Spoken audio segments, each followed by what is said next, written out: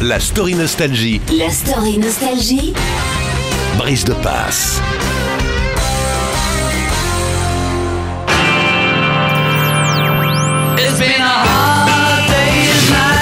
Depuis les Beatles, l'Angleterre a fourni un nombre incalculable de stars mondiales de la musique. Le plus grand d'entre tous dans les années 90 est incontestablement Take That. Le Quatuor collectionne en effet 68 numéros 1 dans le monde, dont 8 en Angleterre, et 44 numéros 1 en album, dont 7 en Grande-Bretagne. Take That est l'idée d'un seul homme, Nigel Martin Smith, un agent d'artistes fier de trouver des talents dans sa ville de Manchester. Il y a déjà dégoté pas mal d'artistes pour le cinéma et la télévision quand en 1989 il se dit tiens que ça serait bien de lancer un nouveau boys band genre les New Kids on the Block mais de Manchester. Et il compte le faire autour d'un jeune auteur-compositeur de 19 ans, Gary Barlow, qui chante dans les bars depuis plusieurs années déjà. Au cours d'une audition, il repère 3 autres jeunes recrues.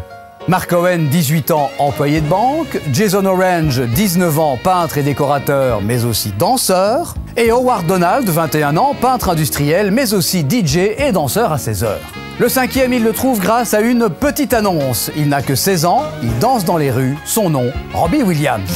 Si sa mère a répondu pour lui à la petite annonce, Robbie Williams n'a rien d'intimide. Il est même franchement extraverti. Et il n'est pas gay comme Nigel, qui ne l'a probablement pas engagé que pour ses qualités artistiques. En cela, leur collaboration ne part pas sur de bonnes bases. Robbie entre très vite en conflit avec Nigel. Il ne supporte pas l'autorité et en plus, il picole et sniffe de la coke.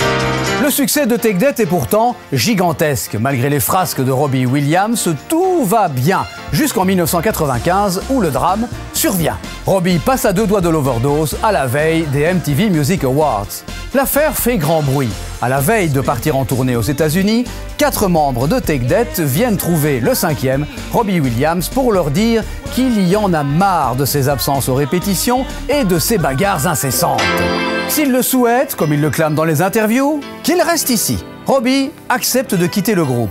Take That continuera sans lui, mais pour peu de temps. En effet, quelques mois plus tard, ils se séparent au grand soulagement de Robbie. Car en effet, si désormais on ne parle plus que de lui dans la presse et à la télévision, il ne peut pas chanter en solo car cela lui est interdit par contrat tant que Take That existe.